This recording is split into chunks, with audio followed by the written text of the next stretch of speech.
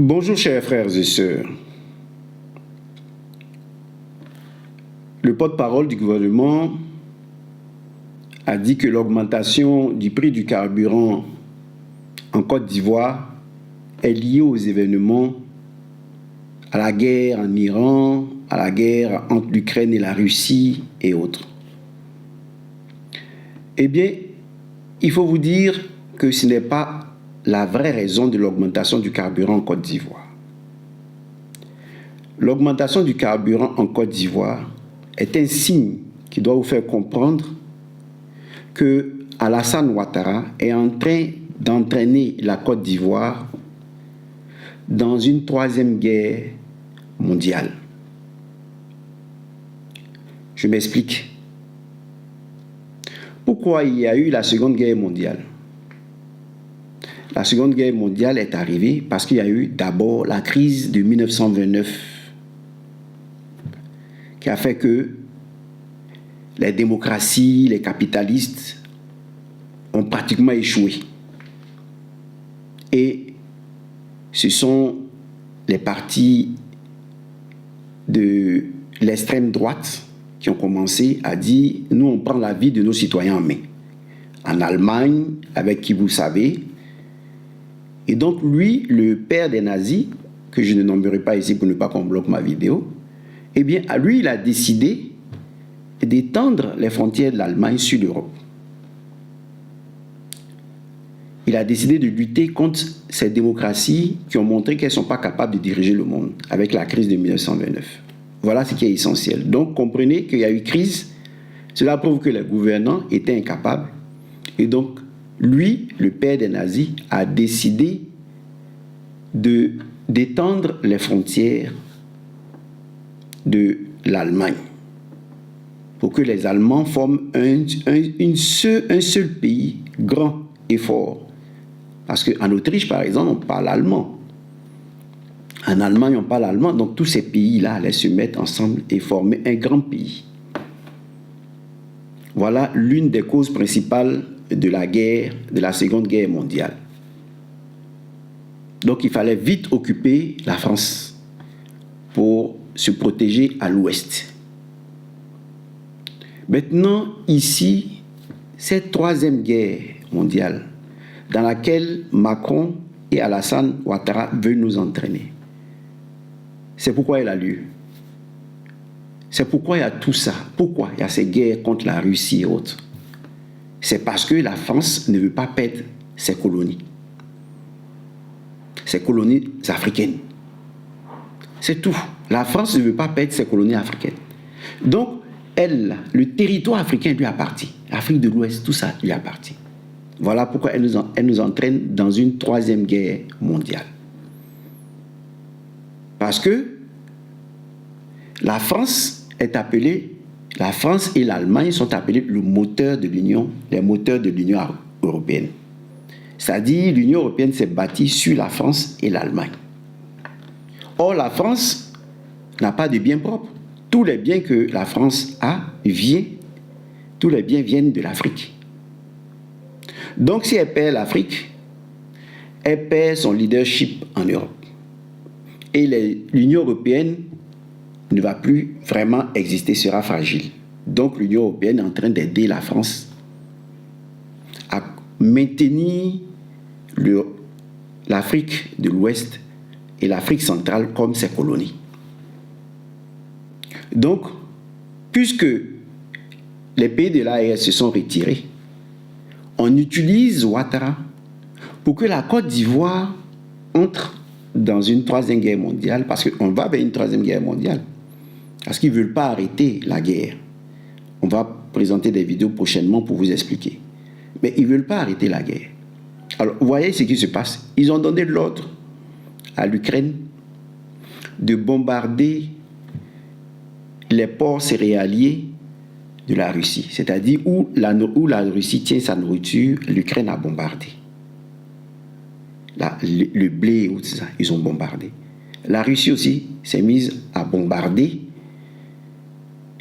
les ports céréaliers, le port céréalier de l'Ukraine. Mais aussi où où ils prennent de l'énergie,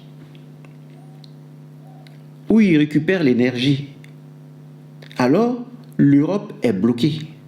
L'Europe n'a plus assez de gaz, n'a plus assez de carburant, n'a plus assez de pétrole et autres. Et ça, c'est dans la mer Noire.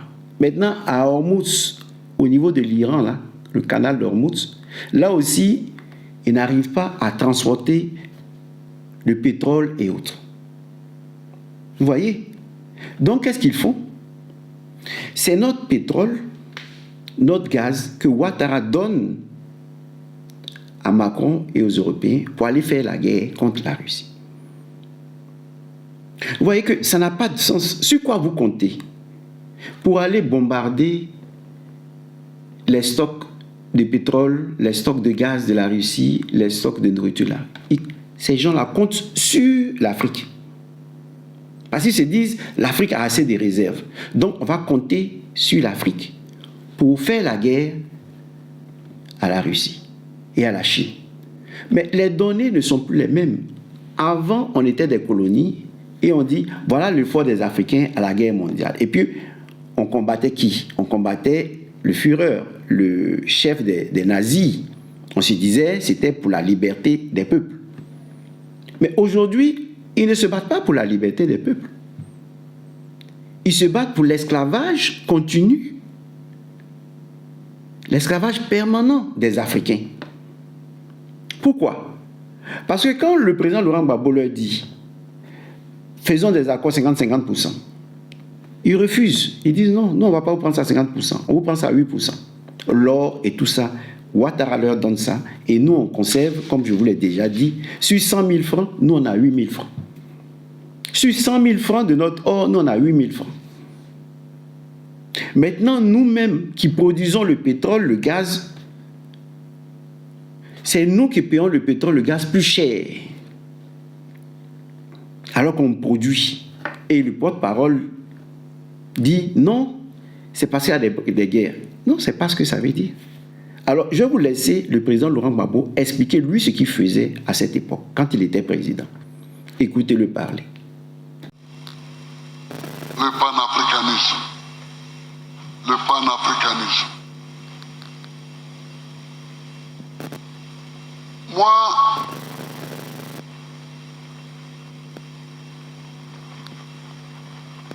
quand j'étais président,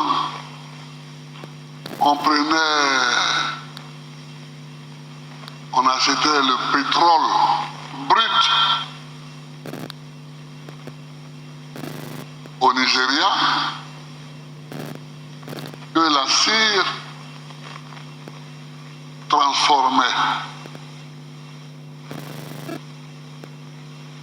Mais il y en a qui allaient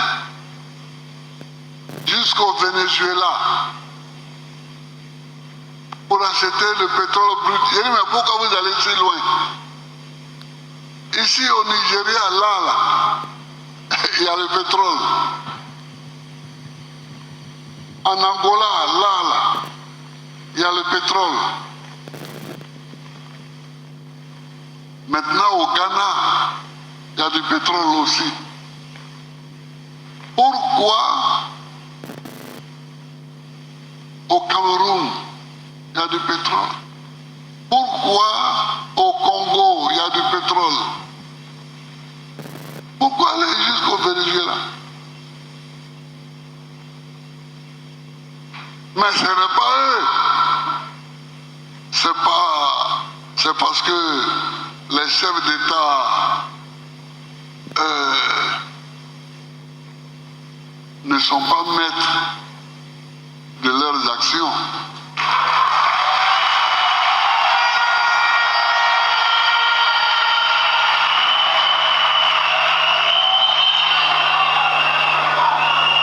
Vous comprenez?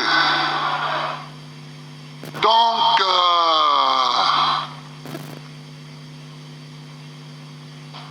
le panafricanisme, c'est la mise en commun par les États africains de leur capacité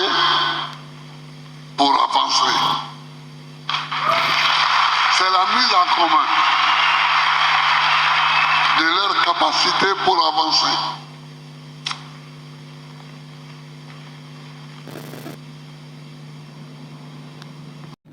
Alors lui, quand le président Laurent Gbagbo était président, il prenait le pétrole en Angola, au Congo, au Ghana. Lui, il disait qu'il prenait ça au Nigeria. Voilà, il prenait ça au Nigeria, le brut, et puis il transformait ça par la CIE. Comme ça, les Ivoiriens ne payaient pas le carburant cher.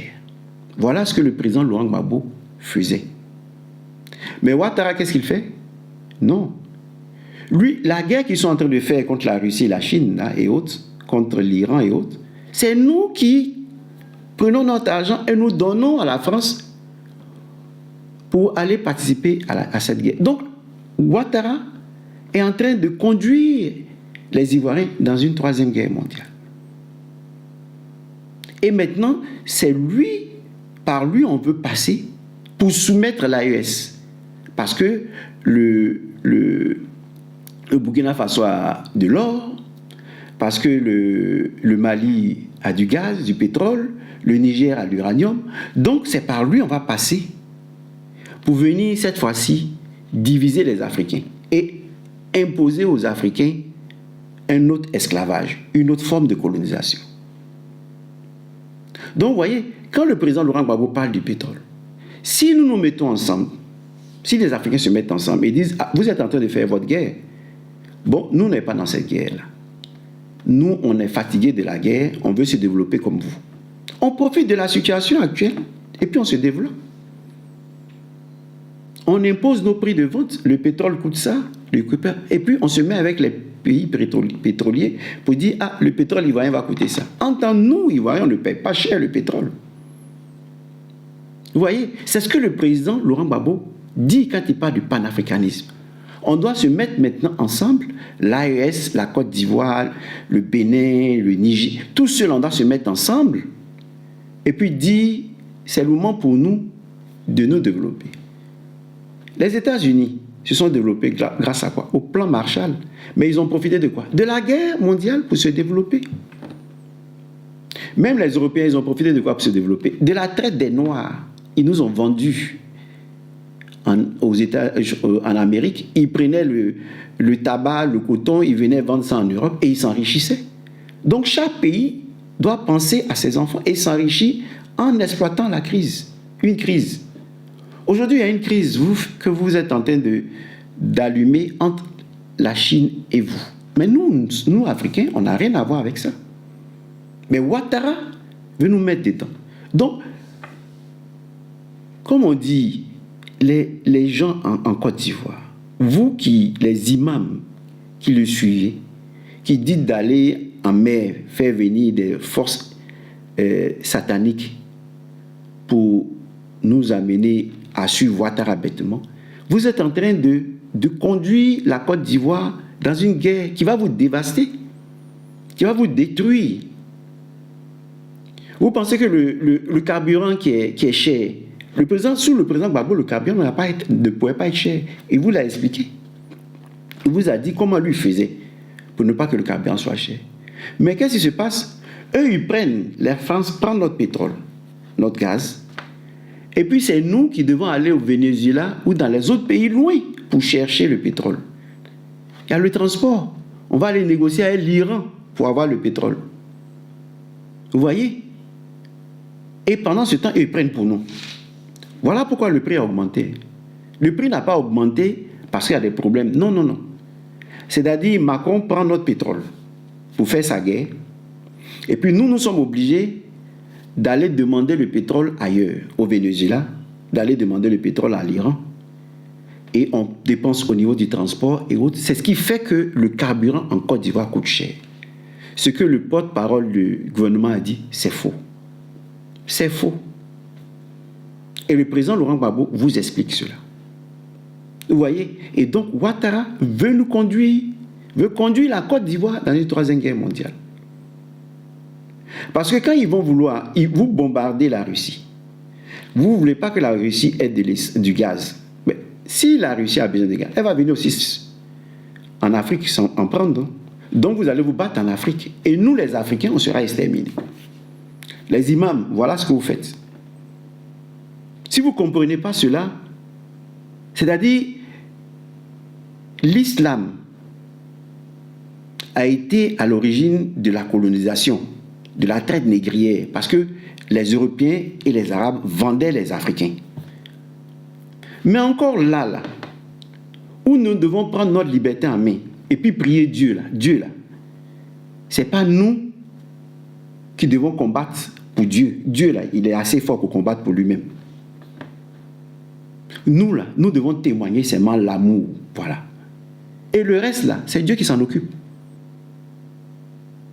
Nous n'allons pas combattre nos frères pour glorifier Dieu. Dieu dit d'aimer vos frères pour le glorifier. Il n'a pas dit tuer vos frères pour le glorifier. Ce n'est pas écrit dans le Coran, ce n'est pas écrit dans la Bible, ce n'est écrit nulle part. Dieu n'a jamais dit ça. Il n'a pas dit tuer vos frères pour me glorifier. Non. Non. Et ne pensez pas que l'enfer là, va prendre fin. Parce que c'est parce que vous pensez que l'enfer va prendre fin que vous êtes en train d'agir comme ça. Mais ce qui arrive là, c'est l'extermination des imams, des musulmans, de tout le monde. Eux, ils s'en foutent de ça. Ce sont leurs intérêts qui comptent.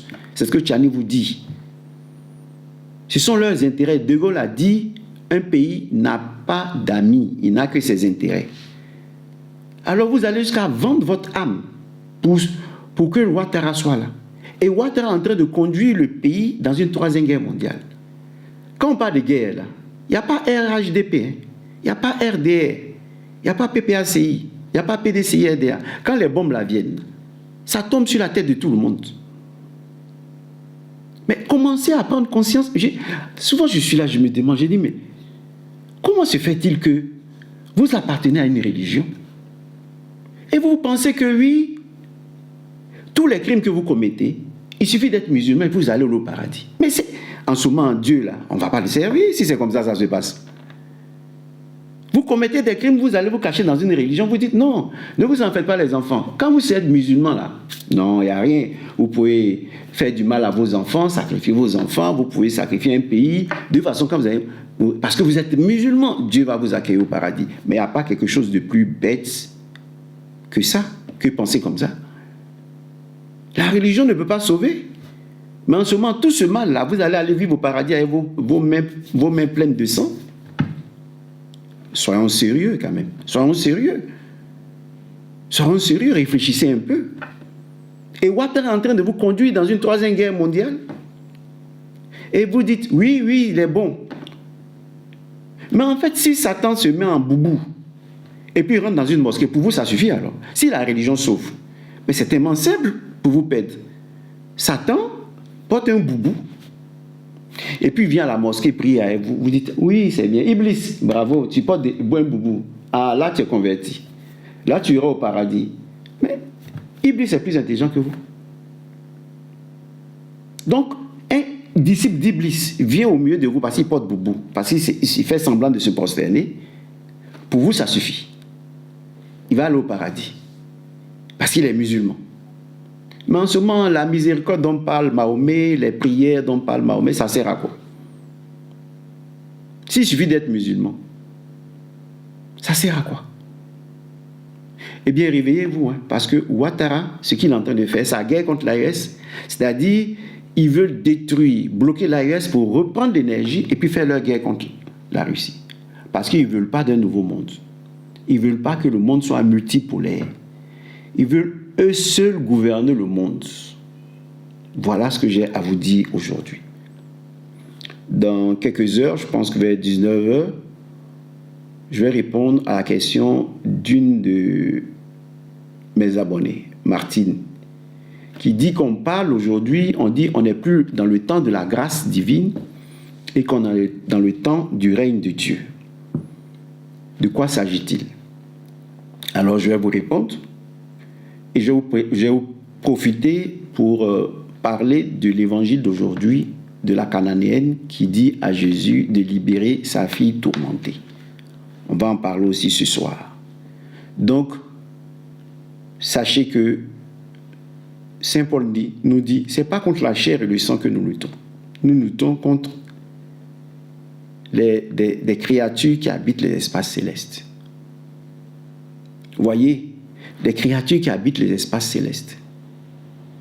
Et quand on vous dit aujourd'hui, on parle d'extraterrestres, vous dites non, mais des créatures habitent les espaces célestes. C'est Saint Paul qui dit.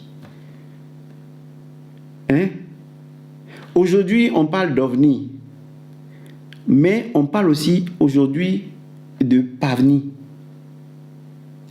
de phénomènes non identifiés. Phénomènes, c'est-à-dire il se passe des choses dans le monde. Il y a des créatures qui quittent des zones qui viennent sur Terre, se faire passer pour des hommes, et ils sont en train de mélanger la tête de tout le monde. Alors ce soir, je vais vous donner des textes bibliques qui vous disent que des textes bibliques qui vous disent que les extraterrestres existent. Mais extraterrestre, c'est seulement un mot. Je vais vous donner des textes bibliques pour vous dire que dans la mer où les imams envoient les gens, il y a des personnes qui habitent là-bas. Alors, si vous n'êtes pas prêt à comprendre tout ça, vous allez vous perdre.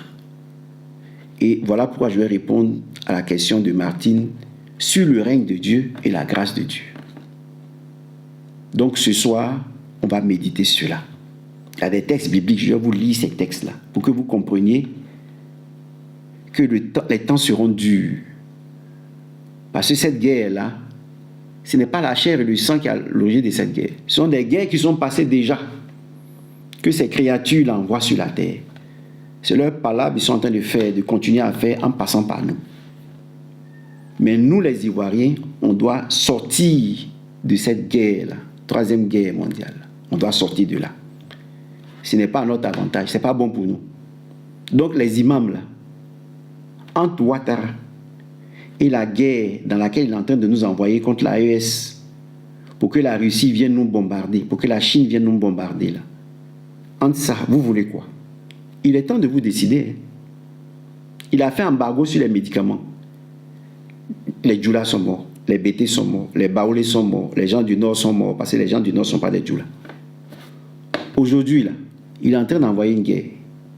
La guerre, là, ça ne connaît pas le visage de quelqu'un. Donc, commencez à prendre conscience pour quitter derrière Téné Birahima Ouattara et son frère. Quittez derrière eux. C'est vous qui allez partir.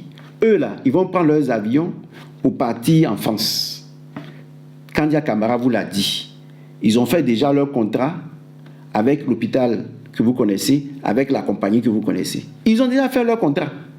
Ce n'est pas eux qui vont partir, c'est vous qui allez être exterminés quand ils vont commencer à bombarder la Côte d'Ivoire. Voilà ce que j'avais à vous dire aujourd'hui. Le président Gbagbo vous montre la voie pour ne pas entrer dans cette guerre. Il dit que les Africains se mettent ensemble pour ne pas entrer dans cette guerre. Ouattara veut diviser les Africains pour entrer dans cette guerre. On est allé combattre l'Allemagne pour la France. On a eu quoi dedans? On a eu quoi dedans? On est resté dans la colonisation, même pire qu'avant. Même la Russie là, a aidé la France à combattre l'Allemagne, les nazis. Aujourd'hui, c'est la Russie que la France est en train de combattre. Et vous, si vous voulez suivre ces gens-là, vous voulez suivre ces gens-là qui n'ont aucune reconnaissance, ils s'en foutent, ce sont leurs intérêts qui importent. Et la Russie là, a permis de libérer la France. Mais aujourd'hui, c'est la Russie qui est en train de combattre. Nous, là, nos parents sont morts pour eux. Mais aujourd'hui, là, ils veulent que nous soyons toujours des esclaves. Et maintenant, nous allons encore entrer dans une 3e guerre mondiale. Parce que Ouattara veut. Parce que les musulmans de Côte d'Ivoire veulent. Mais où on va là? Il faut arrêter ça. À ce soir.